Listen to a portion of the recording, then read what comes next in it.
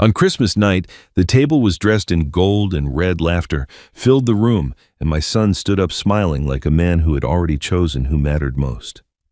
He handed his wife the keys to a brand new car while everyone applauded. Then he turned to me and slid a folded paper across the table like an afterthought. It was a rent bill. No hug, no thanks, just cold words that cut deeper than any knife. My wife is my family now, Dad. You are just living here. In that moment, something inside me broke quietly, the kind of break no one notices until it is too late. I did not argue. I didn't shout. I smiled, finished my drink, and went to my room while they celebrated without me. What they did not know was that the silence they enjoyed was the most dangerous thing in that house. I packed slowly, deliberately, as memories of another Christmas flooded back. A woman who once stood beside me, a child we chose together, photos of a family built on love and sacrifice. Before leaving, I placed a single note on the fridge, and beside it, a thick folder. They had never seen documents and photographs that told a truth carefully buried for decades. By the time the door closed behind me, the game had already changed.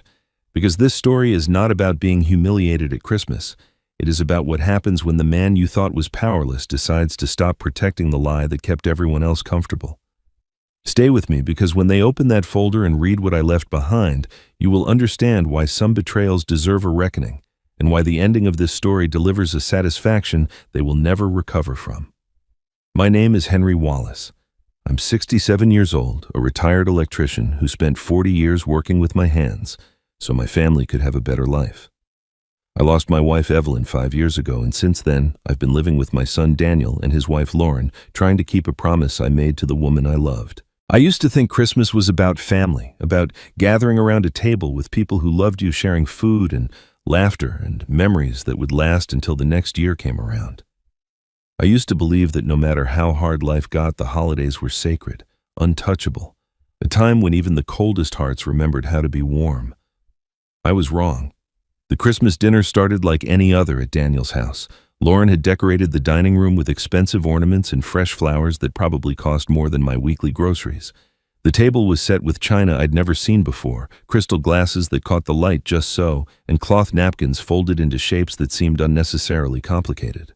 Everything looked perfect, magazine perfect, the kind of perfect that makes you afraid to breathe too loudly. I sat at the corner of the table, not at the head where a father might sit, not even in the middle where a guest of honor might be placed. The corner. Like an afterthought. Like someone had suddenly remembered I existed and pulled up an extra chair at the last minute.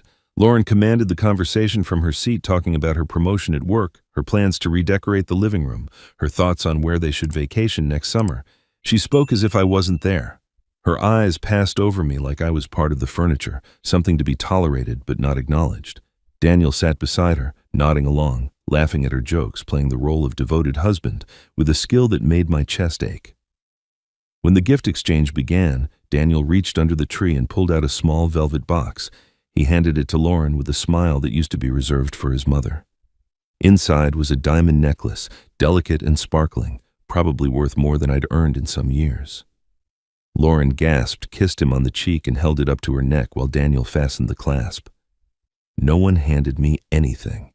No one even looked my way. I told myself it didn't matter. I was 67 years old. I didn't need presents. I didn't need acknowledgement. But there's a difference between not needing something and being deliberately forgotten. One is peace. The other is a message. After the dishes were cleared and the wrapping paper was stuffed into garbage bags, Lauren approached me. She had that smile on her face, the one she used when she was about to say something she'd been planning for a while. She held out an envelope, crisp and white like a business letter. "Henry," she said, "not Dad, never Dad. I've been meaning to give this to you." I opened it, expecting maybe a card, maybe a gift certificate to somewhere I'd never go. Instead, I found a bill. An itemized list of household expenses with my name at the top and a number at the bottom that made my stomach turn. Rent, utilities, food. A percentage calculated down to the decimal, clinical and cold. "You're just living here, Dad," Lauren said, and this time she used the word like a weapon. "Everyone needs to contribute. I'm sure you understand." I looked at the bill. Then I looked at my son. Daniel was staring at the floor. His jaw was tight, his hands shoved into his pockets. He wouldn't meet my eyes. Couldn't, maybe. Or wouldn't. At that moment, I wasn't sure which was worse. 40 years. I had worked for 40 years with calloused hands and an aching back to give this boy everything I never had. I'd skipped meals so he could have seconds. I'd worn the same boots until they fell apart so he could have new sneakers for school. I'd loved him with every broken piece of my heart after his mother died, and now he stood there silent while his wife handed me a bill for the privilege of existing in his home. I folded the paper carefully. Slowly. I placed it in my pocket without a word. Lauren seemed satisfied. Daniel finally looked up, but only for a second. Just long enough for me to see what I'd been refusing to see for 5 years. My son was never going to stand up for me. Not today. Not ever. I didn't say anything. There was nothing left to say. But as I sat back down in my corner chair, something behind my eyes had changed. And this time, it wasn't going to change back. That night, I couldn't sleep. I lay in the spare bedroom that had become my world for the past 5 years, staring at the ceiling, listening to the house settle into silence around me. The bill was still in my pocket. I could feel it there, folded and sharp, pressing against my chest like a second heartbeat. But it wasn't the money that kept me awake. It was the look on my son's face. The way he'd stared at the floor like a child caught stealing, too ashamed to speak, but not ashamed enough to act. I had seen that look before. Not on Daniel, but on myself. In the mirror every morning for 5 years as I swallowed my pride and told myself that staying was the right thing to do. Because I had made a promise. 5 years ago, Evelyn lay in a hospital bed that seemed too big for her shrinking frame. The cancer had taken so much by then. Her hair, her appetite, the color in her cheeks. But it hadn't taken her eyes. Those were still the same eyes that had looked at me across a crowded library 40 years earlier, bright and knowing and full of something I'd spent my whole life trying to deserve. She held my hand that last night. Her grip was weak, but she wouldn't let go. The machines beeped their steady rhythm around us, counting down the moments we had left, and I remember thinking that no amount of time would ever be enough. 100 years wouldn't have been enough. "Henry," she said, her voice barely above a whisper, "I need you to promise me something." I leaned closer, my forehead nearly touching hers. "Anything." "Stay close to Daniel." She paused, gathering strength for words that seemed to cost her everything.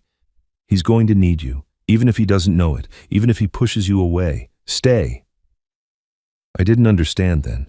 Daniel was a grown man with a wife and a career and a life that seemed perfectly in order. Why would he need me? But Evelyn's eyes were urgent, almost desperate, and I realized she wasn't asking. She was begging. "I promise," I said. She smiled then, just a little, and her grip on my hand relaxed. "He's not as strong as he thinks he is. And Lauren..." She trailed off her gaze, drifting to somewhere I couldn't follow. "Just watch over him, Henry. That's all I ask."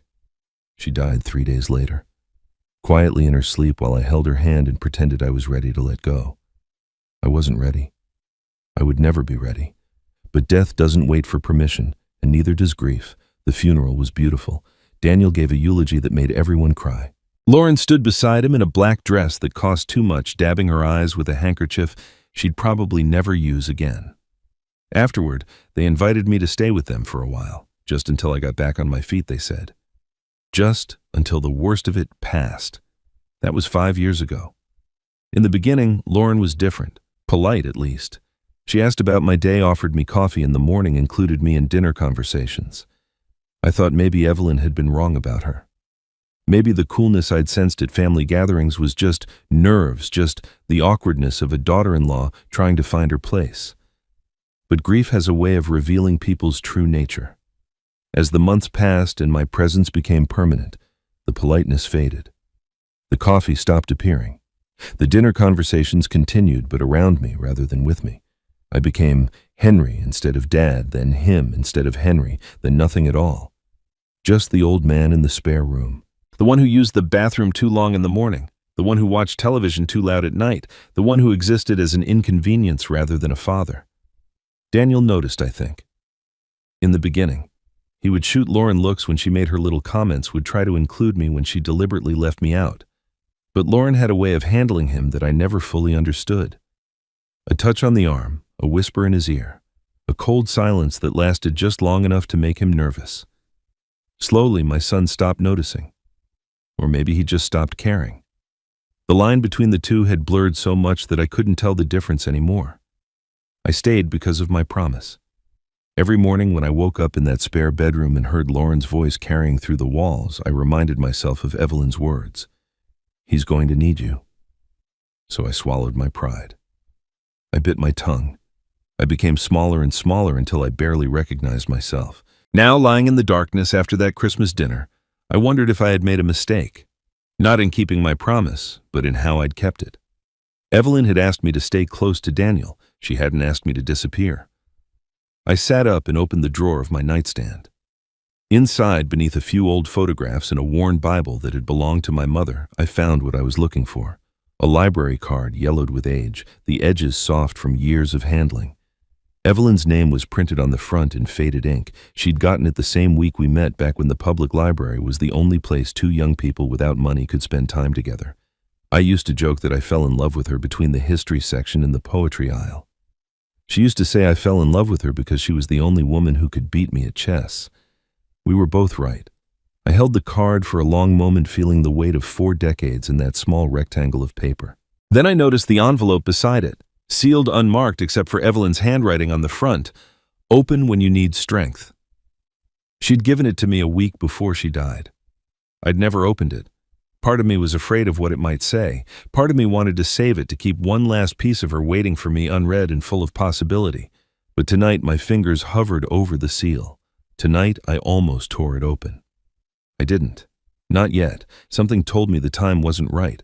I placed the envelope back in the drawer and was about to close it when my phone buzzed on the nightstand. The screen lit up the darkness, showing a name I hadn't seen in months. Michael Reeves. I stared at the phone for a long moment before answering. Michael Reeves had been my friend for over 30 years and our family lawyer for nearly as long. He'd handled everything from our first home purchase to Evelyn's will, and I trusted him more than I trusted most of my own relatives. But we hadn't spoken in months. After Evelyn's funeral, the legal matters had been settled, the paperwork filed away, and life had moved on in that cruel way it always does. For him to call now at this hour on Christmas night meant something was wrong, or something had changed. "Michael," I said, keeping my voice low. The walls in this house were thin, and Lauren had ears like a hawk when it suited her. "Henry." His voice was warm, but strained the way it got when he was carrying something heavy. "I'm sorry to call so late, and on Christmas no less, but I've been thinking about this for weeks, and I can't put it off any longer." I sat up straighter, my heart beating a little faster. "What is it?" There was a pause on the other end. I could hear him breathing, choosing his words carefully. Michael was always careful with words. It was what made him a good lawyer and an even better friend. "Evelyn left something with me," he said finally. "Before she passed. She asked me to hold on to it and give it to you only when you were ready." Another pause. "Henry, I think it's time." The room seemed to tilt slightly. Evelyn had been gone for 5 years. I thought I knew everything she'd left behind. The jewelry that went to charity because neither of us had daughters.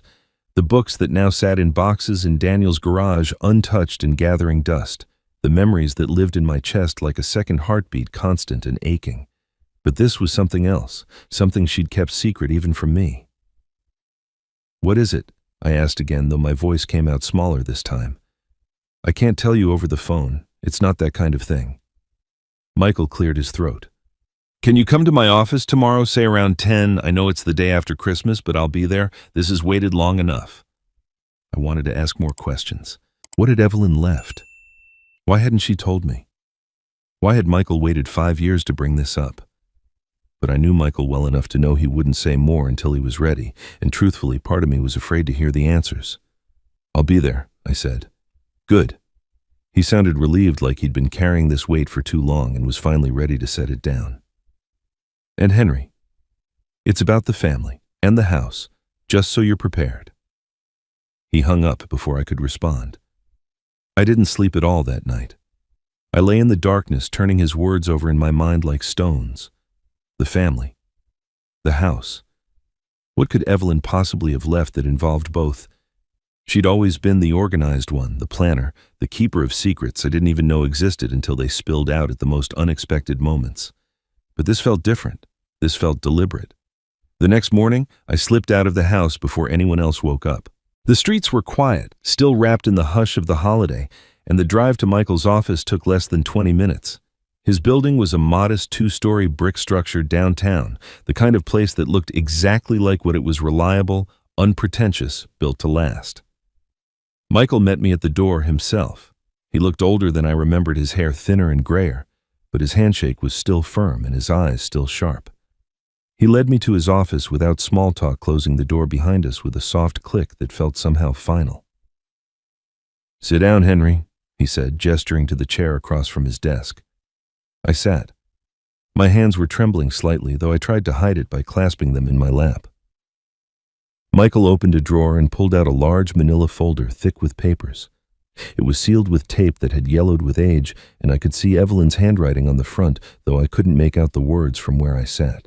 "She gave this to me 2 weeks before she died," Michael said, his voice soft.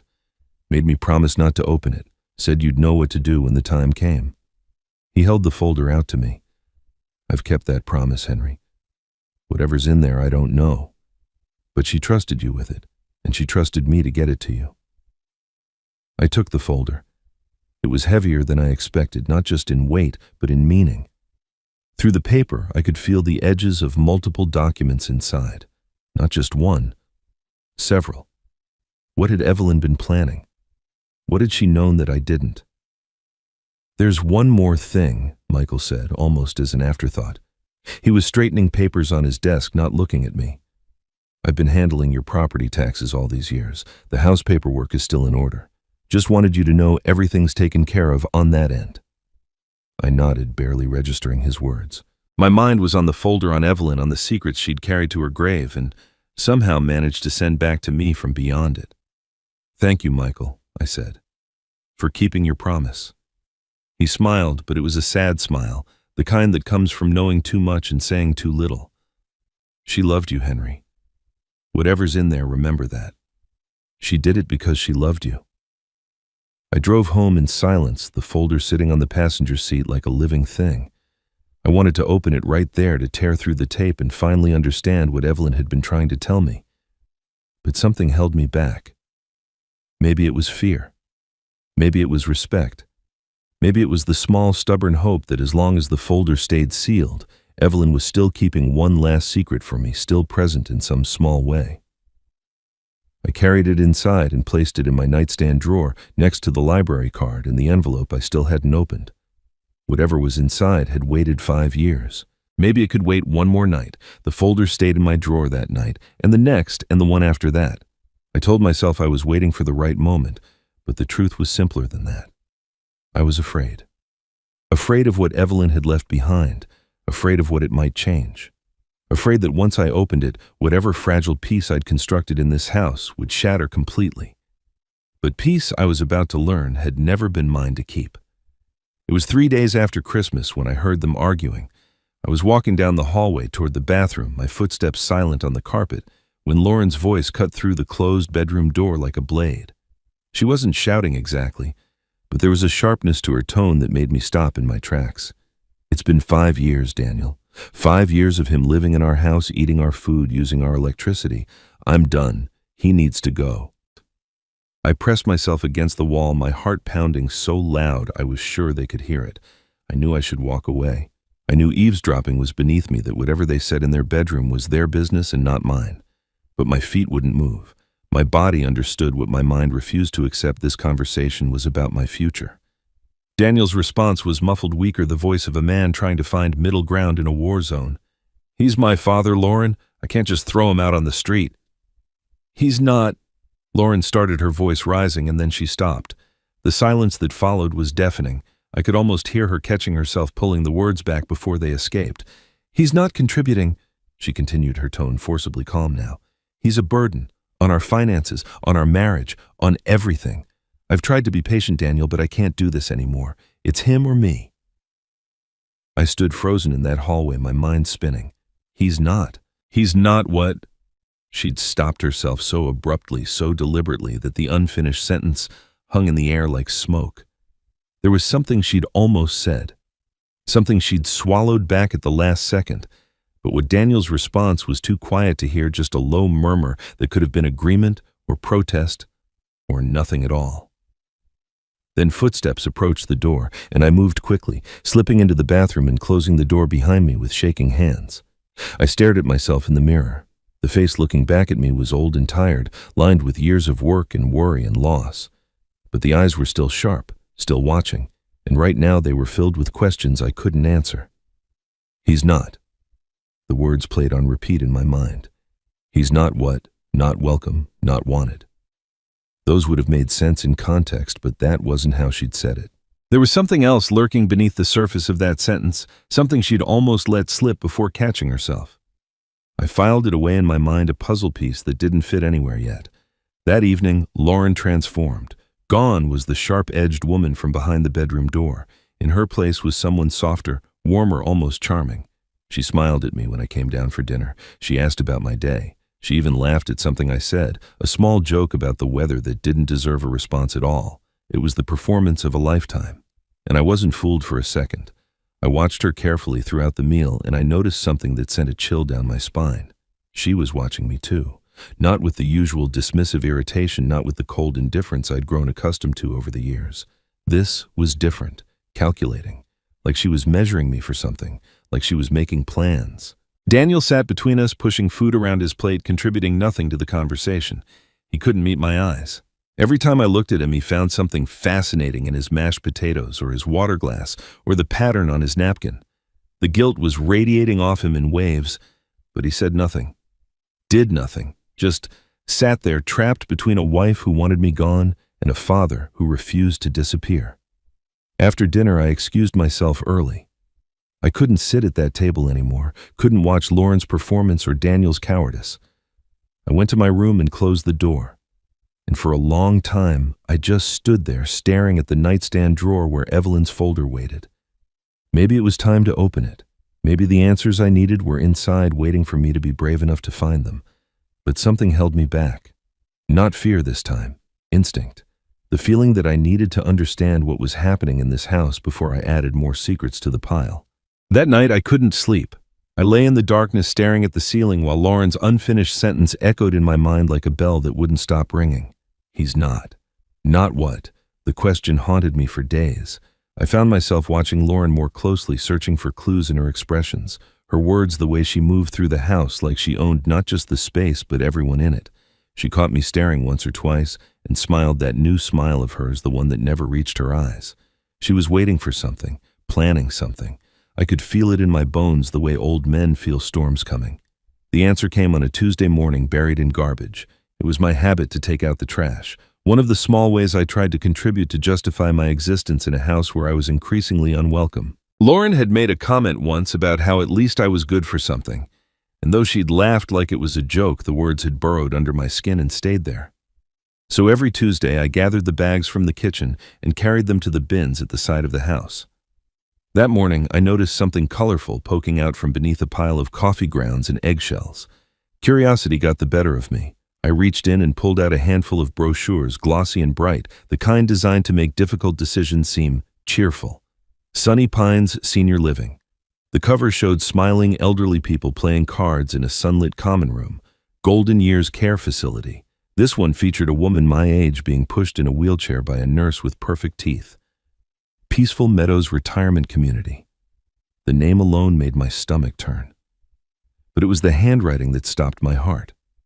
Lauren's handwriting, neat and precise, filling the margins with notes. Affordable. Accepts Medicaid. No waiting list. Good reviews. Close enough to visit, but not too close. That last one was underlined twice. I stood there in the cold morning air, brochures trembling in my hands, and felt something shift inside me. This wasn't a sudden decision born from our Christmas confrontation. These brochures were worn at the edges, folded and refolded, studied over time. She'd been researching this for months, maybe longer. While I sat at her dinner table and thanked her for meals I wasn't welcome to eat, she'd been planning where to put me, how to get rid of me, how to erase me from her perfect life without getting her hands dirty. I wanted to storm inside and confront her. I wanted to throw the brochures in her face and demand to know how long she'd been plotting my disposal. But something stopped me. Maybe it was the memory of Daniel's silence, the certainty that he would take her side or say nothing at all. Maybe it was the folder waiting in my drawer, the secrets Evelyn had left behind that I still didn't understand. Or maybe it was simply the cold, clear knowledge that anger would get me nowhere. Lauren held all the cards in this house. If I was going to survive, I needed to be smarter than she expected. I put the brochures back in the trash exactly where I'd found them. I carried the bags to the curb, and I went back inside with a pleasant expression on my face, as if nothing had happened at all. That night after the house fell silent, and I was sure everyone was asleep, I finally opened Evelyn's folder. My hands shook as I broke the yellowed tape. The seal gave way with a soft tearing sound, and I spread the contents across my bed like pieces of a puzzle I wasn't sure I wanted to solve. There were multiple documents inside, more than I'd expected. Legal papers with official stamps, old photographs with curled edges, and a smaller envelope sealed separately with Evelyn's handwriting on the front. Read this last. I set that envelope aside, honoring her instructions even now, and turned my attention to the photographs first. They were old, faded, showing moments I'd almost forgotten. Evelyn and me in our 30s, young and hopeful, standing in front of a house we couldn't yet afford. A birthday party with balloons and cake, a small figure in the background, blurry but recognizable. I picked up the legal documents next. My eyes scanned the pages, catching words and phrases without fully comprehending them. Certificate, adoption, county of residence, and then in bold black letters that seemed to leap off the page, a name I recognized. My name. Henry James Wallace. And a date. 1992, the year Daniel came into our lives, the year Evelyn and I had made the biggest decision of our marriage, the year everything began. I sat very still, staring at the paper in my hands, feeling the ground shift beneath me. Evelyn had kept this. All these years she'd kept the records of what we'd done, what we'd chosen, what we'd never told our son. And now, for reasons I didn't yet understand, she'd made sure these documents would find their way back to me. My world was about to change. I could feel it coming like the first tremors before an earthquake. I didn't sleep that night. I sat on the edge of my bed with the documents spread around me, reading and rereading words that had been hidden for over 3 decades. By the time the first gray light of dawn crept through my window, I had made my decision. It wasn't made in anger, though I had every right to be angry. It wasn't made in haste, though some might say I should have acted sooner. It was made in the quiet clarity that comes when you finally see the truth and realize you cannot unsee it. I was leaving. Not because they wanted me to, but because I was choosing to go. I pulled my old suitcase from the closet, the same one Evelyn and I had taken on our honeymoon 43 years ago.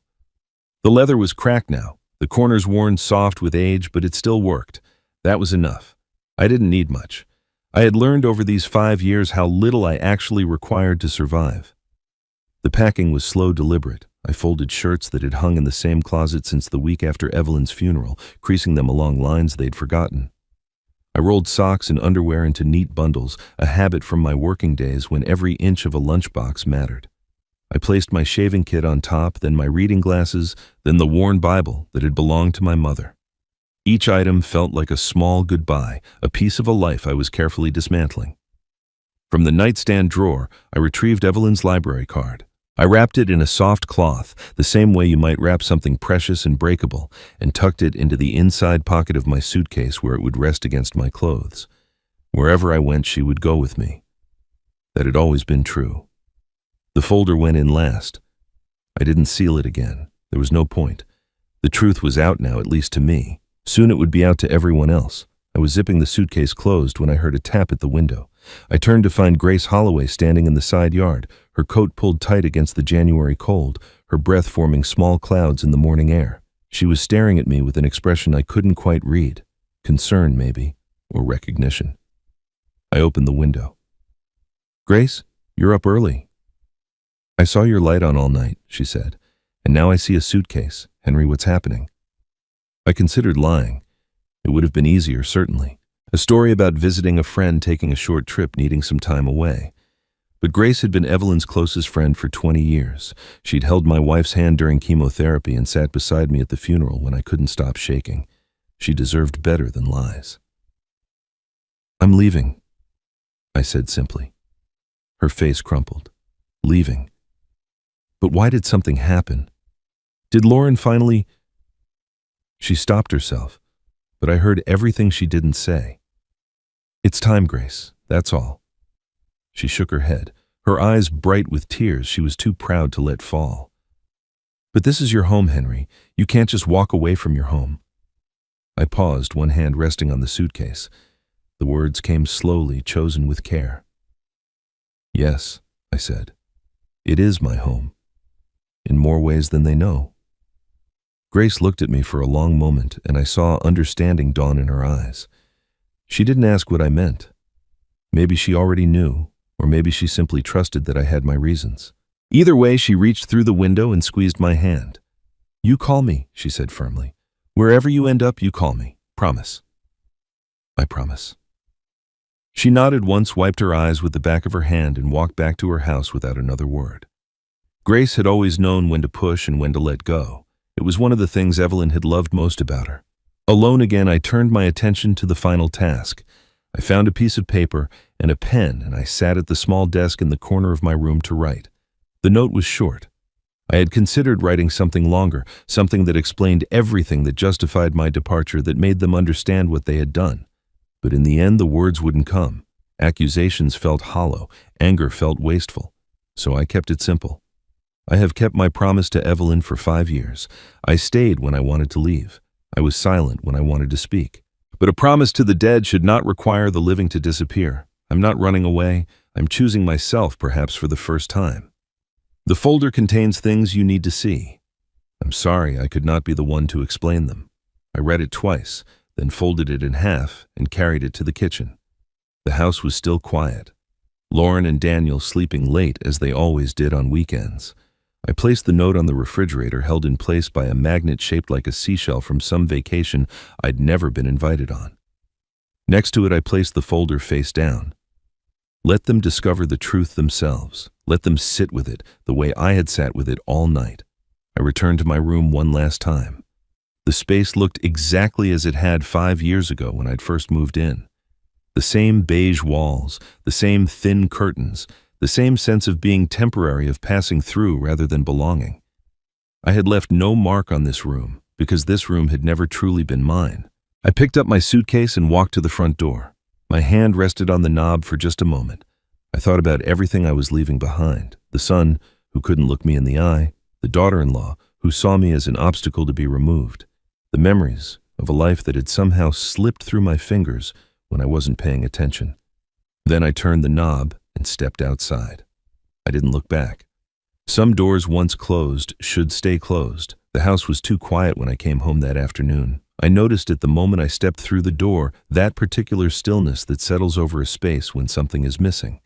Lauren's car was in the driveway, but she wasn't in the living room or the kitchen. I found her standing in front of the refrigerator, motionless, staring at something I couldn't see. "Lauren," I called out, "what's going on?" She didn't turn around. Her shoulders were rigid, her posture unnaturally still. When she finally spoke, her voice was flat in a way I'd never heard before. "Your father is gone." I moved closer, confusion clouding my thoughts. "Gone? What do you mean, gone?" That's when I saw it. A note on the refrigerator, held in place by that stupid seashell magnet from our Cancun trip. And next to it, a manila folder thick with papers lying face down on the counter like something that didn't want to be seen. I reached for the note first. My father's handwriting, careful and deliberate, the penmanship of a man who'd learned to write before computers made such things irrelevant. I read it once, then again, the words swimming before my eyes. I've kept my promise to Evelyn for 5 years. I stayed when I wanted to leave. I was silent when I wanted to speak. But a promise to the dead should not require the living to disappear. I'm not running away. I am choosing myself, perhaps for the first time. The folder contains things you need to see. I'm sorry I could not be the one to explain them. What promise? I muttered, more to myself than to Lauren. What is he talking about? Lauren still hadn't moved. She was staring at the folder now, and there was something in her expression that made my stomach tighten. Not grief, not confusion, something else, something I couldn't name. "Have you looked at it?" I asked, nodding toward the folder. "The folder. Have you opened it?" A long pause. "Yes." "And?" She finally turned to face me, and for just a moment I saw something flicker across her features. Fear, maybe, or calculation. It was gone before I could be sure. "You should see for yourself," she said. I picked up the folder. It was heavier than I expected, stuffed with documents and photographs and what looked like official certificates. I pulled out the first paper, an old form with faded typing, and an official seal in the corner. The words at the top made no sense at first. Certificate of adoption. I read them again, certain I was misunderstanding. Certificate of adoption, State of California. This certifies that Daniel James Wallace, born March 15, 1987, was legally adopted by Henry James Wallace and Evelyn Marie Wallace on September 3, 1992. The room tilted. I grabbed the counter to steady myself, the paper shaking in my hand. Adopted. The word echoed in my skull like a stone dropped into a well, falling and falling without ever hitting bottom. I was adopted. My parents, the people I had called mom and dad for 38 years, were not my biological parents. They had chosen me, taken me in, raised me as their own, and they had never said a word. I pulled out more papers, legal documents with my name on them, a file from a social services agency I'd never heard of, and photographs. Old photographs, the colors faded to that particular orange tint of the early 90s. A small boy with dark hair and uncertain eyes standing between two adults who looked at him like he was the most precious thing in the world. My mother, Evelyn, had written something on the back of one photo. I turned it over and read her words through a blur of tears I hadn't realized were falling. The day we brought Daniel home. We chose him. He's our son in every way that matters. They never told me, I whispered. The words felt inadequate, too small to contain the enormity of what I was feeling. My entire life, everything I thought I knew about myself, about my family, about where I came from, all of it was built on a secret I was never supposed to discover. I looked at Lauren, desperate for something. Comfort, explanation, anything. She was my wife. We had been together for 10 years. She was supposed to be the person I turned to when the world stopped making sense. But something in her eyes made me pause. She wasn't crying. She wasn't shocked. She wasn't even confused. Instead, she stood perfectly still with her arms crossed over her chest, watching me with an expression I couldn't quite decipher. Worried, yes, but not worried for me. Worried about something else, something I didn't understand. Did you know? The question came out before I could stop it. What? Her voice was too quick, too sharp. Of course not. How would I know something like that? But she wouldn't meet my eyes. She looked at the floor, at the window, at anywhere except my face. And in that moment, something cold settled in my chest. A suspicion too terrible to voice, a possibility I wasn't ready to confront.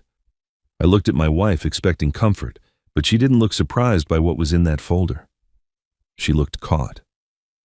The days that followed blurred together like watercolors left in the rain. I couldn't eat. I couldn't sleep.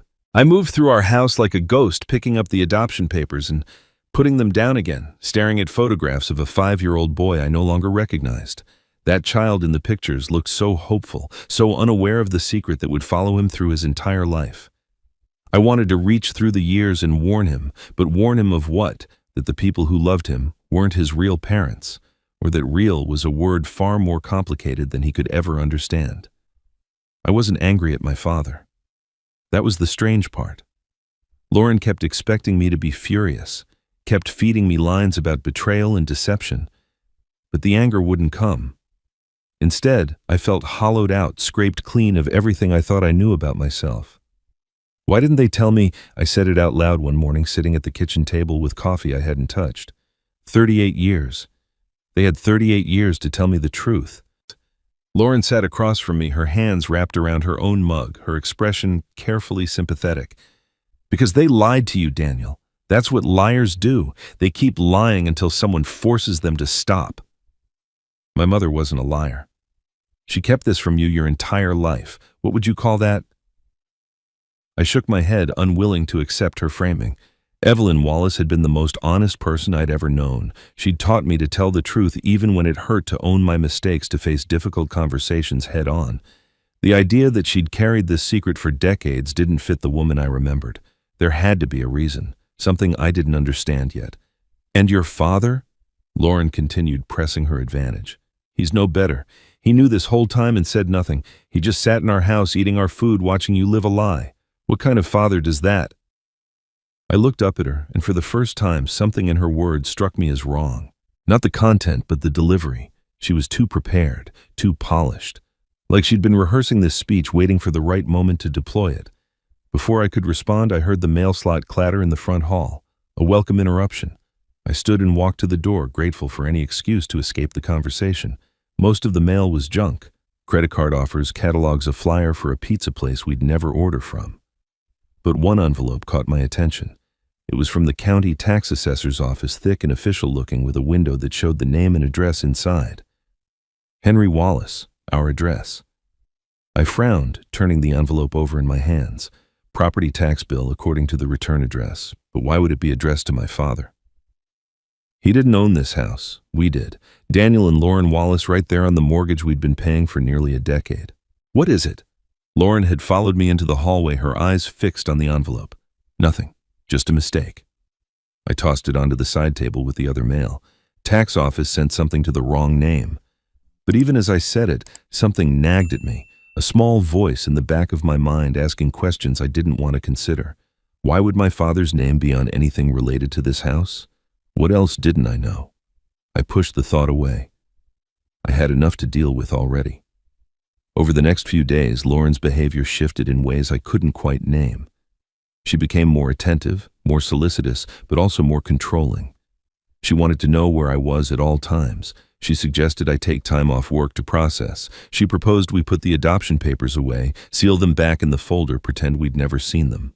We should move forward, she said one evening, her hand on my arm, her voice soft and reasonable. Dwelling on this won't change anything. Your parents made their choice. Now we need to make ours. We can forget about this and focus on our future. But I couldn't forget. And more importantly, I was beginning to notice things I'd overlooked for years. The way Lauren steered conversations away from topics she didn't want to discuss, the way she managed information, deciding what I should know and when I should know it, the way she shaped narratives to suit her purposes, always positioning herself as the reasonable one, the victim, the voice of sanity in a chaotic world. I had always thought of these traits as strengths, organization, clarity, decisiveness, but now, watching her handle my crisis with such practiced efficiency, I began to see them differently. She wasn't supporting me. She was managing me, controlling the story the way she controlled everything else in our life. One night, as we sat in the living room pretending to watch television, I finally asked the question that had been burning in my chest for days. Why aren't you more upset? Lauren turned to me, her smile automatic and perfectly calibrated. What do you mean? About the adoption, about my father leaving, about all of it. You seem so calm, so in control. I searched her face for something genuine, something real. Why aren't you more upset? Her smile flickered, just for a moment so brief I might have imagined it. Then it was back smooth and reassuring. I'm upset for you, honey. That's what matters. I'm trying to be strong so you don't have to be. But her eyes told a different story. They were watchful, calculating. The eyes of someone waiting for a storm to pass, hoping the damage wouldn't be too severe. The apartment was small, a single bedroom, a bathroom barely big enough to turn around, in a kitchen that doubled as a living room if you pushed the table against the wall. The carpet was worn in places and the windows looked out onto a parking lot rather than a garden. By any reasonable measure, it was a step down from the spare bedroom I'd occupied for 5 years. It was the most peaceful place I'd ever lived. I found it 3 days after leaving Daniel's house through a classified ad in a newspaper I'd picked up at a gas station. The landlord was a retired schoolteacher named Dorothy, who asked few questions and accepted first month's rent in cash. She showed me the unit with apologetic disclaimers about the size, the age of the appliances, the noise from the highway nearby. I told her it was perfect. She looked at me like I might be joking, but I meant every word. That first night I slept for 9 hours straight. No footsteps in the hallway making me tense. No muffled conversations I had to strain to hear. No cold stares waiting for me at breakfast. No careful navigation of someone else's moods. Just silence, deep and healing, wrapping around me like a blanket I'd forgotten I needed. I woke the next morning and made coffee in my own kitchen, using a mug I'd bought at a thrift store for 50 cents. I sat by the window and watched the sun come up over the parking lot, and I felt something I hadn't felt in years. Not happiness exactly, something quieter than that, something like peace. Michael came to see me a week after I'd settled in. He brought a bottle of wine and a worried expression, both of which I appreciated in different ways. We sat at my small table and he looked around the apartment with the careful diplomacy of a man trying not to say what he was thinking. It's cozy, he finally offered. I smiled. It's mine. That's enough. He nodded, accepting this, and poured us each a glass of wine. For a while we talked about nothing important: the weather, a mutual friend who'd recently become a grandfather, a restaurant downtown that had closed after 40 years, the comfortable small talk of old friends who didn't need to fill every silence. Eventually, though, Michael set down his glass and fixed me with a look I recognized, his lawyer face, the one he wore when he had something serious to say. "Henry, I need to ask you something. Have you thought about what comes next?" "What do you mean?" "I mean the house, the documents, everything Evelyn left you." He leaned forward, his voice low and earnest. "You have options here, legal options. If you wanted to reclaim what's rightfully yours, I could help you. The paperwork is all in order. You'd have a strong case." I considered his words carefully. Part of me, I admit, was tempted, the part that remembered every cold glance from Lauren, every moment of being made to feel small in my own home, the part that wanted justice, or at least acknowledgement. But that part was quieter now than it had been. Distance had a way of softening edges. "No," I said finally. "I don't want to attack them. That's not why I left." Michael raised an eyebrow. "Then why did you leave?" "Because staying was killing me, and because they needed to see the truth." I took a sip of wine, letting the warmth spread through my chest. "Let them sit with it, Michael. Let them understand what they had and how they treated it. That's punishment enough." He studied me for a long moment, then sighed. "You're a better man than most, Henry Wallace." "I'm a tired man. There's a difference." Before he left, Michael paused at the door. "You know there's more in that folder you haven't read yet. The small envelope. Evelyn was very specific about when you should open it." I nodded. I knew. The envelope had been sitting on my desk since I'd unpacked, waiting for me the way it had waited for 5 years. I just wasn't sure I was ready. 3 days later, Grace called. I'd given her my new number before I left, and true to her word, she'd already checked on me twice. This call was different, though. Her voice had a weight to it that made me sit up straighter. "Henry, I've been thinking about something Evelyn told me near the end." "What is it?" "She said she wrote letters, to everyone who mattered, letters to be read after she was gone." Grace paused, and I heard her take a breath. "She said she left one for Daniel, one for me, and one for you. Did you ever get yours?" The question hit me like a physical thing. I looked across the room at my desk at the small envelope that had traveled with me from one life to another. Evelyn's handwriting on the front, faded but still clear, read this last. "Yes," I said quietly. "I got it." "Have you read it?" "Not yet." Grace was silent for a moment. "Maybe it's time, Henry. Maybe that's what she's been waiting for." After we hung up, I sat very still in my small apartment, surrounded by the quiet I'd fought so hard to find. The envelope seemed to glow on my desk, pulling at me with a gravity I could no longer resist. Evelyn had known.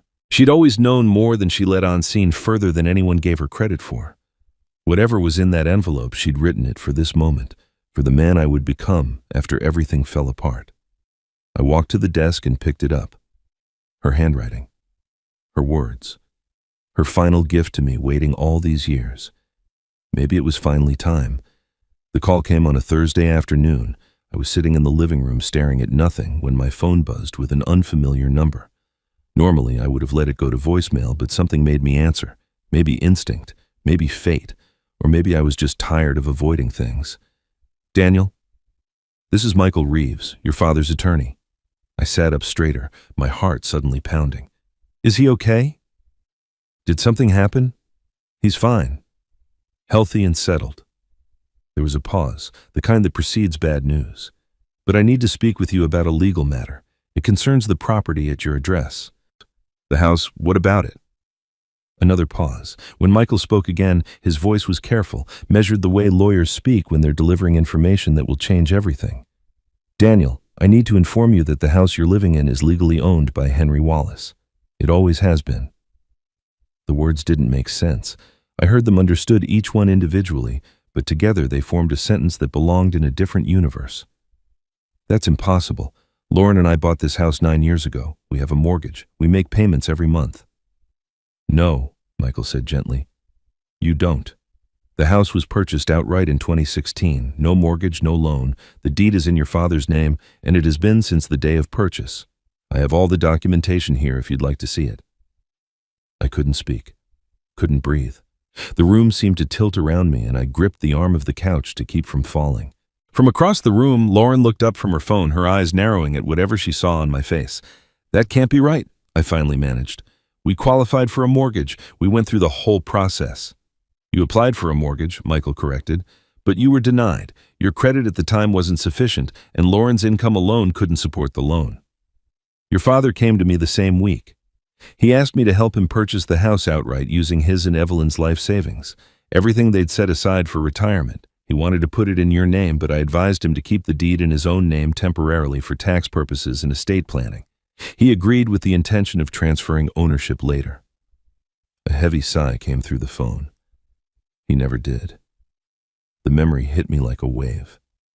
2016, Lauren and I had found our dream home, put in an offer, started planning our future. Then the call from this bank, the rejection letter, the crushing disappointment. A week later, somehow impossibly, the deal had gone through anyway. Lauren said she'd worked it out with a different lender, found a creative solution, handled everything. I'd been so relieved, so grateful that I hadn't asked questions. I'd trusted her.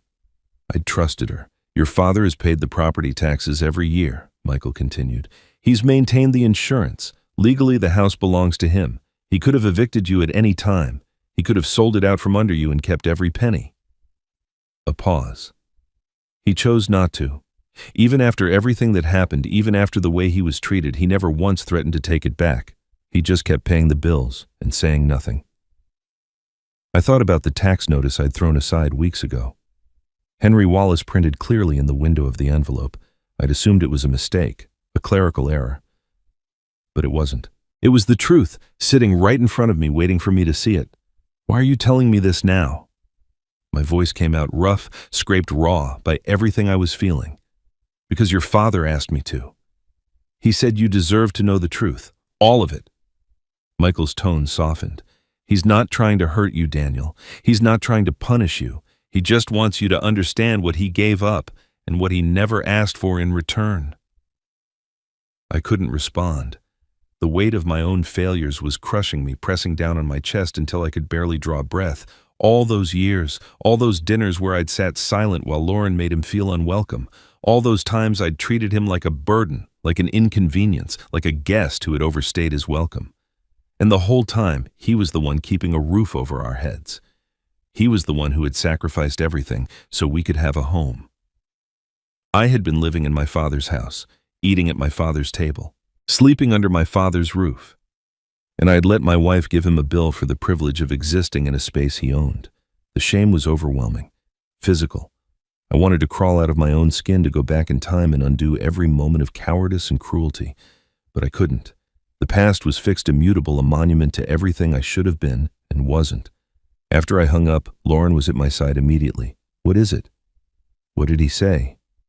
I told her, watched her face as the words landed. She went pale, paler than I'd ever seen her, but there was something else in her expression too.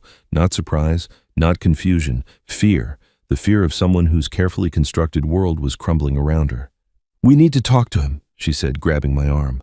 Her grip was tight, almost desperate. "We need to fix this. We can explain, we can apologize, we can work something out."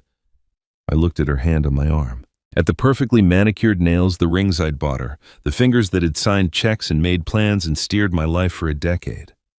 Then I looked at her face, at the calculation behind her panic, and something inside me finally broke.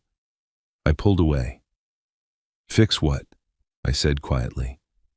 "We can't fix what we've broken." The silence between us stretched for hours. Lauren retreated to the bedroom while I sat alone in the living room, surrounded by furniture my father had paid for, in a house my father owned, wrestling with a shame so deep I couldn't see the bottom of it. Every time I thought I'd reached the worst of it, another memory surfaced. Another moment when I'd failed him. Another opportunity I'd had to be a decent son wasted. But underneath the shame, something else was growing. A suspicion that had been nagging at me for weeks, ever since I'd seen Lauren's face when she opened that folder. The way she hadn't been shocked. The way she'd immediately tried to redirect my emotions, to manage the narrative, to control how I processed information that should have devastated us both. She was hiding something. I was certain of it now. I found her in the bedroom, sitting on the edge of the bed, scrolling through her phone with the kind of forced casualness that told me she'd been waiting for this confrontation. When I walked in, she looked up with a smile that didn't reach her eyes. "Feeling better?" she asked. "I thought we could order dinner, take our minds off things." "Why have you been acting so strange?" The smile flickered. "What do you mean?"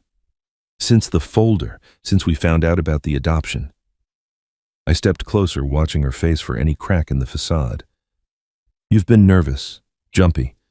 Every time I bring up my father, you change the subject. Why?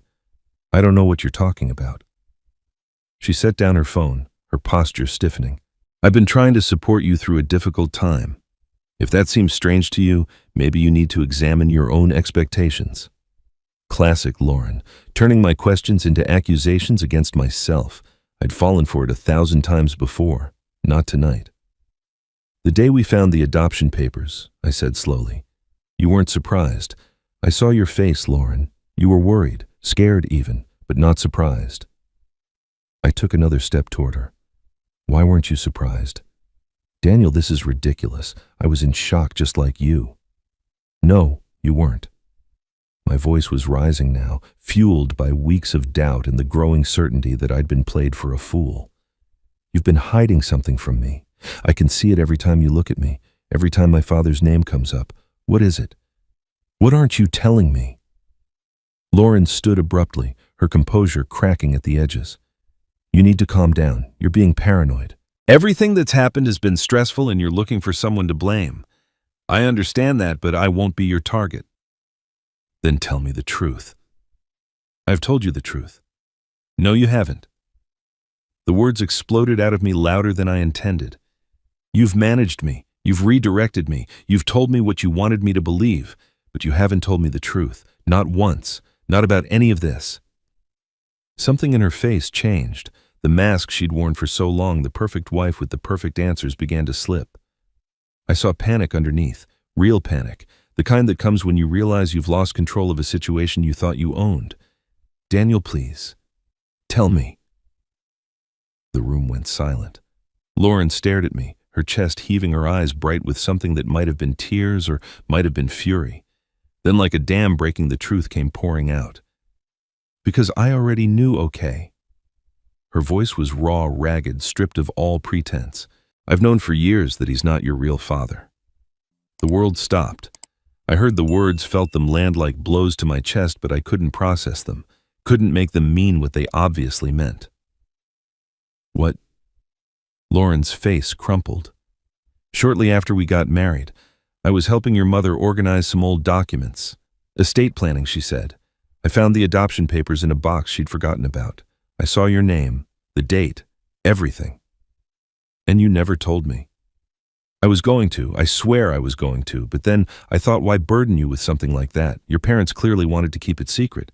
Who was I to interfere?" She was crying now, tears streaming down her cheeks, but I felt nothing. No sympathy, no connection, just a cold, spreading numbness. "For 10 years, I said quietly. "You knew for 10 years. You watched me treat my father like a stranger. You watched me sit silent while you disrespected him, belittled him, pushed him out of our lives. And the whole time you knew he chose me. He chose to be my father. I was protecting you." "No." The word came out sharp as a knife. "You were protecting yourself. You used what you knew to justify how you treated him. He wasn't really family, right? That's what you told yourself. That's how you could look him in the eye every day and still sleep at night." Lauren reached for me. "Daniel, please, I love you. Everything I did was for us, for our future." I stepped back out of her reach. For the first time in 10 years, I saw my wife clearly, not the woman I'd fallen in love with, not the partner I thought I knew, someone else entirely, a stranger wearing a familiar face. "Who are you?" The question came out barely above a whisper. "I thought I knew you. I thought I understood who I married, but you're not that person. Maybe you never were." Lauren's tears stopped. Her face went hard defensive, the mask sliding back into place. "I did what I had to do. If you can't understand that, then maybe you never understood me at all." I looked at her for a long moment. My wife. The mother of no children we'd never had.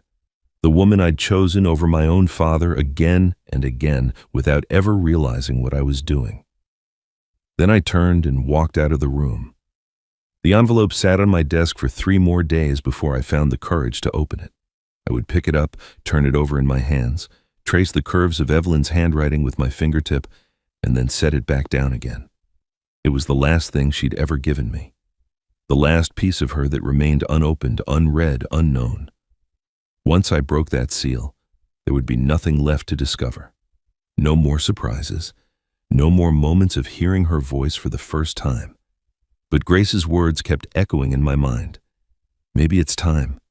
Maybe that's what she's been waiting for. On the 4th day, I sat at my small kitchen table with a cup of coffee I didn't intend to drink, and the envelope in front of me. The morning light came through the window at an angle that reminded me of our old house, the one Evelyn and I had lived in before Daniel was born. Before everything got complicated. Before life became a series of compromises and sacrifices and promises made to people who couldn't keep their own. I slid my thumb under the seal. The paper was old, the glue brittle with age. It gave way easily, almost eagerly, as if it had been waiting for this moment as long as I had. Inside was a single sheet of paper folded twice. Evelyn's handwriting, the same elegant script she'd used for everything from grocery lists to love notes, covered both sides. I unfolded it carefully, as if it might crumble to dust in my hands, and began to read. My dearest Henry, if you're reading this, things have gone wrong. I'm writing this 3 weeks before the doctors say I'll be gone. Maybe they're wrong. Maybe I'll beat this thing and we'll laugh about this letter 20 years from now. Pull it out at some anniversary dinner and toast to the future we almost didn't have. But I don't think so. I can feel myself slipping away a little more each day. And there are things I need to tell you before I go, things I should have said out loud but couldn't find the words for. I know about Lauren. I've known for a long time, longer than I let on. I saw how she looked at you when she thought no one was watching, the impatience, the dismissal, the way she treated you like an obstacle rather than a person. I told myself it was just her way that she'd warm up. Eventually, that Daniel's love for you would teach her to love you too. I was wrong. Last week I confronted her. I waited until Daniel was at work and you were out running errands, and I asked her to sit with me, just the two of us, woman to woman. I told her I knew I was dying, that I wouldn't be around to protect you anymore, and that I needed her to promise me something. She looked me right in the eye, Henry. She held my hand and she swore she would take care of you. She promised to treat you with respect, to make you feel welcome in their home, to honor everything you'd done for Daniel. She said all the right things. Her voice was steady. Her eyes were clear. And God help me, I wanted to believe her. I needed to believe that after I was gone, someone would watch over you, that you wouldn't be alone. But I know Lauren better than she thinks I do. I've seen the way she operates, the way she tells people what they want to hear, and then does exactly as she pleases. So I'm writing this letter as insurance, a message from beyond in case the worst happens, in case she breaks her promise the moment I'm no longer there to hold her accountable. If you're reading this, she did. She broke her promise. And I'm so sorry, my love. I am sorry I couldn't protect you. I'm sorry I trusted someone who didn't deserve it. I'm sorry I left you alone in a house with people who didn't see your worth. But here's what I need you to understand, Henry. You have given enough, more than enough. You've spent your whole life sacrificing for other people, for me, for Daniel, for everyone except yourself. And while that generosity is one of the things I love most about you, it's also the thing that breaks my heart. Because you deserve more than to be someone's afterthought. You deserve more than gratitude that never comes. Don't let anger guide you. That's not who you are, and it won't bring you peace. But don't let guilt trap you either. If you've left that house, if you've finally chosen yourself, then you've done the right thing, the brave thing, the thing I should have encouraged you to do years ago. Live, Henry, not for Daniel, not for my memory, for yourself. Find joy wherever you can, make new friends, eat good food. Watch terrible movies. Fall asleep in the afternoon sun without feeling guilty about it. Do all the things you put off because you thought there would be time later. There's always less time than we think. I'll be watching. I'll be proud. And when your time comes, I'll be waiting. All my love forever and always, Evelyn. I read the letter 3 times. Then I set it down on the table and sat very still, letting the words wash over me like water. She had known. All those years ago, dying in a hospital bed, she had seen Lauren clearly when I couldn't. She had tried to protect me, even then extracting promises she must have suspected would be broken. And when those promises failed, she had left me this, A final gift, permission to live. I picked up the letter again and pressed it to my chest, feeling the paper crinkle against my shirt. Evelyn's voice echoed in my mind as clear as if she were sitting across from me. Don't let guilt trap you. You've given enough. It's time to live for yourself. Tears rolled down my cheeks, but they weren't tears of sadness. Not entirely. They were tears of release, of gratitude, of love that transcended death and reached across 5 years to hold me exactly when I needed it most. After all these years, she was still protecting me. The knock came 3 days later. I wasn't expecting anyone. Grace had called that morning to check on me, and Michael had stopped by earlier in the week. My life had settled into a quiet rhythm of coffee and books and long walks through neighborhoods I was only beginning to learn. So when I heard the sound at my door, tentative and uncertain, my first thought was that Dorothy had come to fix the leak in the bathroom she'd been promising to address. I opened the door and found my son. Daniel stood in the hallway looking smaller than I remembered. His shoulders were hunched, his face pale and drawn, his eyes red-rimmed in a way that told me he hadn't been sleeping. He was wearing the same jacket he'd had on the last time I saw him that Christmas night that felt like a lifetime ago. But everything else about him had changed. The confidence was gone. The distance was gone. What remained was a 38-year-old man who looked exactly like the 5-year-old boy I'd brought home all those years ago. Lost, frightened, desperately hoping someone would tell him everything was going to be okay. "Dad!" His voice cracked on the word. "I'm sorry. I'm so sorry." I didn't yell. I didn't lecture. I didn't list the ways he'd hurt me or demand explanations for years of silence and neglect. I just opened the door wider and stepped aside. "Come in, son." He broke down the moment he crossed the threshold. The sobs came from somewhere deep inside him, ugly and raw, the kind of crying that strips away everything false and leaves only what's real. I guided him to the small couch and sat beside him, my hand on his back, waiting for the storm to pass. There was nothing to say yet. Words would come later. Right now, he just needed to know he wasn't alone. We sat like that for a long time. Eventually, his breathing steadied. He wiped his face with the back of his hand and looked around my tiny apartment with eyes that seemed to see everything and nothing at once. "This is where you've been living. It's enough." He shook his head, fresh tears threatening. "It's not. You should be somewhere better. You deserve Daniel." I said his name firmly but gently. "This is where I want to be. That's what matters." He fell silent again. I made us both coffee more for something to do with my hands than because either of us needed caffeine. When I sat back down, he finally asked the question I'd been waiting 33 years to answer. "Tell me about the adoption. Tell me everything." So I did. I told him about the years before he came into our lives, when Evelyn and I tried and failed to have children of our own. The doctor's appointments, the tests, the quiet grief that settled over our marriage like a fog we couldn't lift. I told him about the day we decided to adopt, how Evelyn had cried not from sadness, but from hope, from the realization that family didn't have to mean blood. I told him about the first time we saw his picture. A small boy with dark hair and serious eyes, 5 years old, and already carrying weight no child should have to carry. The social worker said he was quiet, withdrawn, slow to trust. She warned us it might take time for him to open up, that children like him often struggled to attach. We didn't care. We looked at that photograph and knew he was ours. I told him about the day we brought him home. September 3rd, 1992, Evelyn had filled the house with balloons and made a cake, even though she didn't know yet if he even liked cake. I remember carrying his small suitcase up the stairs to the room we'd prepared, painted blue, with stars on the ceiling, because we thought boys liked stars. He stood in the doorway for the longest time, just staring like he couldn't believe any of it was real. Then Evelyn knelt beside him and said, "This is your room. This is your home. And we're your family now."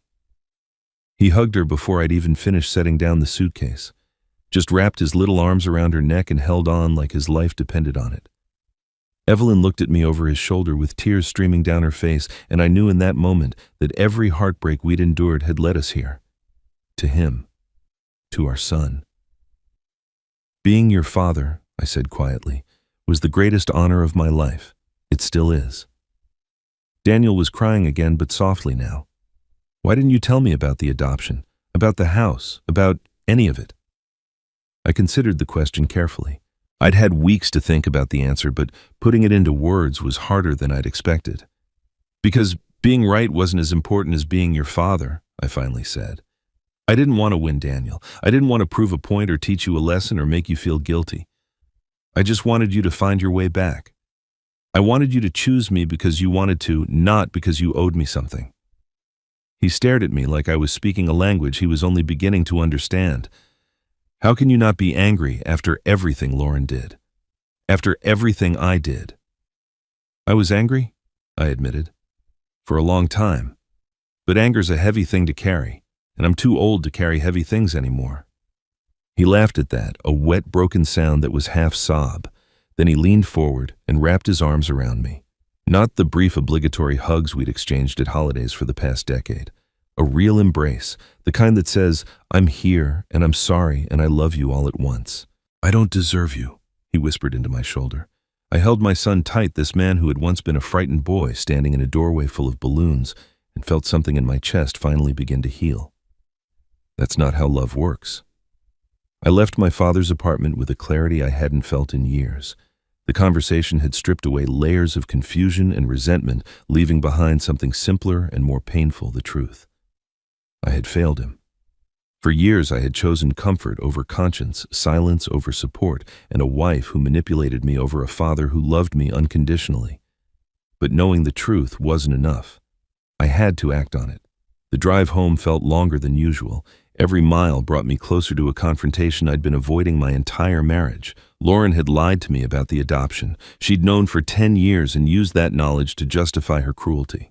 But as I pulled into the driveway of a house that didn't belong to me, I couldn't shake the feeling that there was more, that the lies went deeper than I'd yet discovered. I found Lauren in the kitchen, standing at the counter with a glass of wine, watching me with wary eyes. She'd been crying, I could tell, but her makeup was fresh and her posture was composed, already preparing her next performance. We need to talk, I said. I agree. She set down her glass. Daniel, I know things have been difficult, but I think if we I'm going to need to see our financial records, all of them. The words stopped her cold. Something flickered across her face, surprise maybe, or fear before she smoothed it away. Why? What does that have to do with anything? I'm meeting with a divorce attorney next week. I need to understand our assets. She flinched at the word divorce but recovered quickly. Fine. Everything's in the filing cabinet in the office. You know where it is. I did know. I just never bothered to look too closely. Finances had always been Lauren's domain. She paid the bills, managed the accounts, handled the taxes. I'd trusted her with it the same way I'd trusted her with everything else. Blindly, stupidly. It took me 2 hours to find it. Hidden among the regular statements and receipts was a folder I'd never seen before containing records for a bank account I didn't recognize. The account was in Lauren's name, only opened 8 years ago, and the transaction history told a story that made my stomach turn. Every month, regular as clockwork money had been transferred from our joint account into this hidden one. The amounts varied, but they averaged around $300. Over 8 years, it added up to nearly $30,000. And when I cross-referenced the dates with our household records, I realized where the money had come from. My father. The monthly contributions he'd insisted on making the money he gave us for household expenses, even when we told him it wasn't necessary. He'd been trying to contribute to feel useful, to justify his presence in a home where he was treated like an intruder. And Lauren had been taking every cent and funneling it into her own private account. I found her in the bedroom packing a suitcase. She looked up when I walked in, her expression shifting from defensive to concerned in the space of a heartbeat. Daniel, what's wrong? You look pale. I held up the folder. What is this? The color drained from her face. Where did you find that? In the filing cabinet, where you told me to look. I stepped closer, my voice steady, despite the rage building in my chest. $30,000, Lauren, over 8 years, all of it from my father. It's not what you think. He was paying rent he didn't owe in a house he owned, and you were stealing it. It wasn't stealing. She stood up, her composure cracking. It was security, for our future, for emergencies. You never know what might happen, and I wanted to make sure we were protected. Protected from what? From the man who gave us everything. I threw the folder onto the bed papers scattering across the comforter. He sacrificed his entire retirement to buy us this house. He ate your insults and your coldness and your contempt for 5 years without saying a word. And the whole time you were pocketing the money he gave us out of guilt, money he thought was helping, money he didn't have to give. Lauren's eyes hardened. I did what I had to do. You were never going to plan for the future. Someone had to think ahead. No, you did what you wanted to do, what you always do. You saw an opportunity and you took it, and you didn't care who got hurt. She reached for me, her voice softening, shifting into the gentle, reasonable tone she used when she wanted something. Daniel, please. Let's not make any hasty decisions. We can work through this. We can go to counseling. I'm filing for divorce. The words hung in the air between us.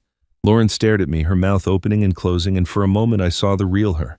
Not the composed, calculating woman who always had an answer, just a person who'd finally run out of moves. You can't. Her voice was barely a whisper.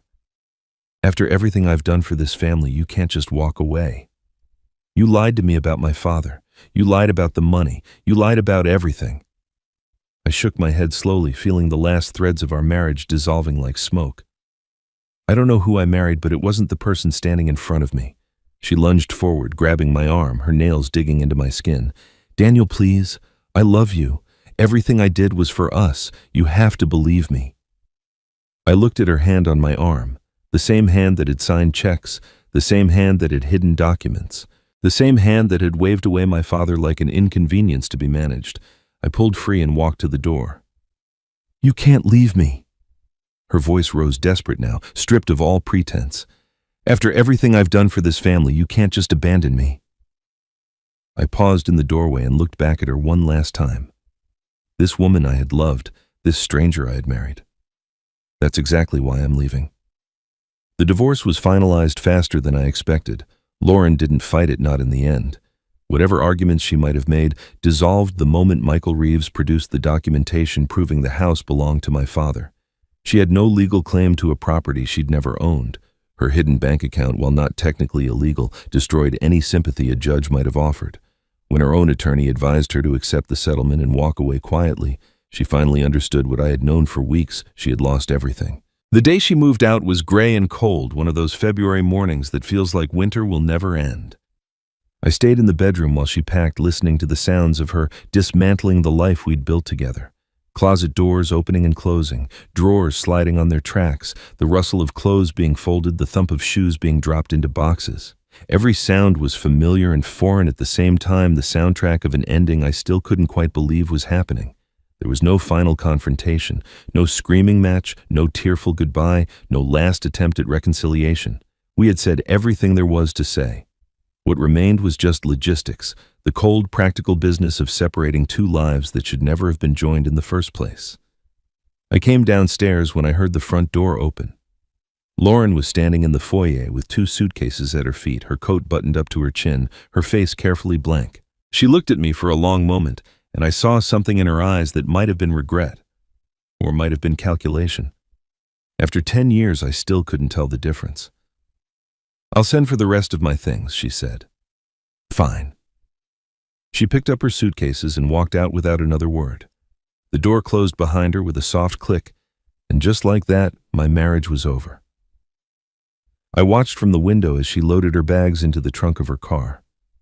Across the street, I could see Grace Holloway standing on her porch, arms crossed, watching the same scene unfold. The neighbors on either side had found reasons to be in their front yards despite the cold.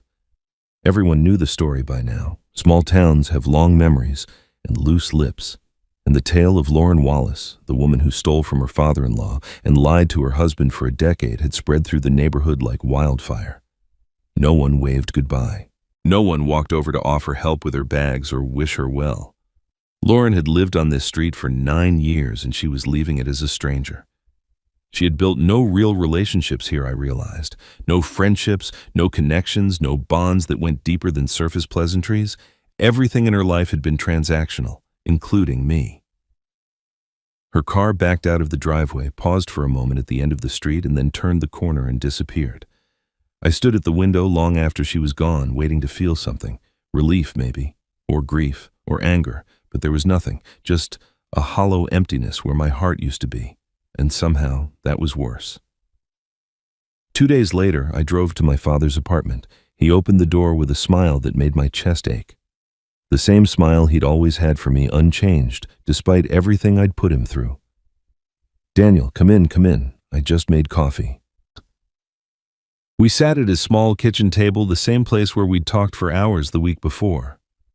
The apartment still looked sparse, barely decorated, but there was warmth here now. Photos on the walls, books on the shelves, signs of a life being rebuilt one small piece at a time. "Dad," I started, then stopped. The words I needed to say felt too big for my mouth. "About the house." He held up a hand. "I know what you're going to say, and the answer is no." "You don't even know what I was going to say. You were going to tell me to sell it, or to move back in, or to do something with it that doesn't involve you." His eyes, still sharp despite his age, met mine across the table. "Am I wrong?" I looked down at my coffee. "The house is yours. You paid for it. You should... It's yours." His voice was firm but gentle. "It was always meant to be yours. Your mother and I bought it so you'd have a place to raise a family, to build a life. The fact that the paperwork never got finished doesn't change what it was for. But after everything that happened, what happened was Lauren, not you." He reached across the table and put his hand over mine. "I don't blame you, son. I never did. And I don't want that house. It has too many memories of a time I'd rather forget." A pause. "But you could make new memories there, better ones, if you're willing to try." I felt tears threatening again. It seemed like all I did lately was cry. "I don't know if I can live there. Every room reminds me of her." "Then change the rooms, paint the walls, move the furniture, make it something new." He squeezed my hand. "But don't let her take your home too. She's already taken enough." I nodded slowly, not trusting myself to speak. "Michael will handle the paperwork," my father continued. "We'll do it properly this time. Legal transfer, everything above board. But I need you to promise me something. Anything. Make it a home." His voice cracked slightly on the word. "A real one. Not a showplace. Not an investment. A home. The kind your mother and I always wanted for you." I thought about the house I'd lived in for 9 years, the expensive furniture and the designer curtains, and the kitchen that looked like a magazine spread but never smelled like cooking. Lauren's house? Lauren's rules. Lauren's carefully curated image of what a successful life should look like. "I promise," I said. My father smiled, and for a moment I could see my mother in his face, the same hope, the same love, the same unshakable faith that everything would turn out all right. I stayed for another hour talking about nothing and everything before I finally drove back to a house that was now legally and emotionally mine. As I pulled into the driveway, I saw Grace still on her porch, watching over the street like a guardian angel. She waved. I waved back. And for the first time in weeks, I felt something that might have been hope. 6 months can change everything. I learned that lesson in the quiet hours of my small apartment, in the slow accumulation of days that turned into weeks, that turned into something resembling a life. The place that had once felt temporary began to feel permanent in the best possible way. I hung pictures on the walls. I bought a comfortable chair for reading. I learned the names of my neighbors and the schedule of the mail carrier and the particular way the afternoon light fell through the kitchen window. Small things, ordinary things, the building blocks of a peace I'd almost forgotten existed. Dorothy, my landlord, introduced me to the community center down the street. I started going for the free coffee and stayed for the people. Retirees like myself, mostly with too much time and too many stories and a hunger for connection that age only seemed to sharpen. We played cards on Tuesday afternoons and argued about politics on Thursday mornings and shared meals on Saturdays when no one wanted to cook alone. I made friends, real friends, the kind who remembered your birthday and noticed when you seemed sad and showed up without being asked. But the library was where I found myself most often. The same branch where Evelyn and I had met 43 years ago, where we'd pretended to read while stealing glances at each other across the periodical section. They needed volunteers to shelve books and help patrons with the computer system, and I needed a reason to get out of bed in the morning. It was a perfect arrangement. I spent my hours surrounded by the smell of old paper and the whispered conversations of strangers, feeling closer to Evelyn than I had since she died. Daniel came to visit every Sunday. At first the visits were awkward, filled with long silences and careful words, both of us afraid of saying too much or too little. But slowly, week by week, the awkwardness faded. We talked about his job, about the house, about memories of his mother that he'd never thought to ask about before. He told me he'd started seeing a therapist, working through the wreckage of his marriage and the guilt he carried for how he'd treated me. I told him I was proud of him for trying. I meant it. The house was different now. I could see it in the way Daniel talked about it in the photos he showed me on his phone. He'd painted the walls, rearranged the furniture, turned the sterile showplace Lauren had created into something warmer and more lived in. Grace Holloway had taken him under her wing, teaching him to garden the way she'd once taught Evelyn. There were flowers in the front yard now, tomatoes in the back, signs of life where there had only been performance. He asked me once if I wanted to move back in. I told him no. The apartment was my home now, the community center was my family, and the library was my sanctuary. I had built something of my own, something that belonged to me alone, and I wasn't willing to give it up. Daniel understood. I think he was even relieved. On a warm afternoon in late spring, I drove to the cemetery where Evelyn was buried. I brought flowers, lilies, her favorite, and a folding chair so I could sit beside her without my knees complaining. The groundskeeper recognized me by now. He waved as I passed and didn't ask questions. I settled into my chair and arranged the flowers against her headstone. The marble was smooth and clean, the letters of her name as crisp as the day they'd been carved. Evelyn Marie Wallace, beloved wife and mother, 1961 to 2020. I kept my promises, I said softly, all of them, even the one to myself. I reached into my pocket and pulled out her library card, worn and faded, the edges soft from decades of handling but still readable, still hers. I held it in my palm and remembered the first time I'd seen her standing in the poetry aisle with a book she wasn't really reading, pretending not to notice me noticing her.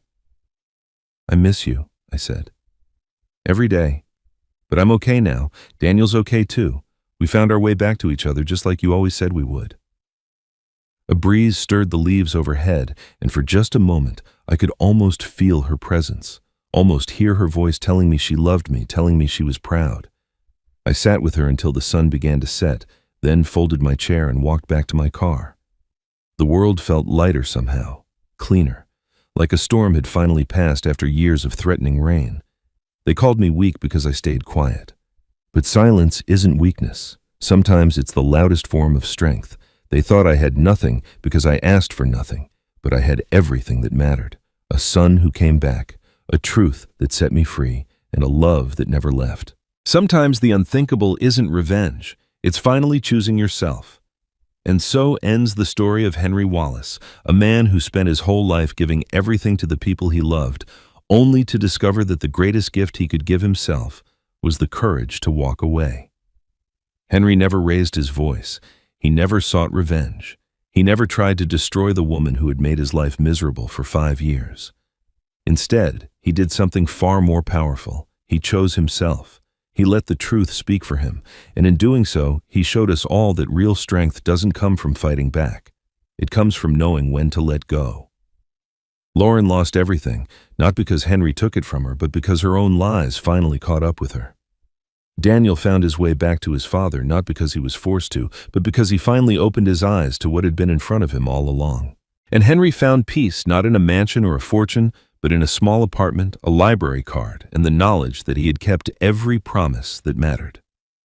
If this story touched your heart, I hope you will share it with someone who needs to hear it.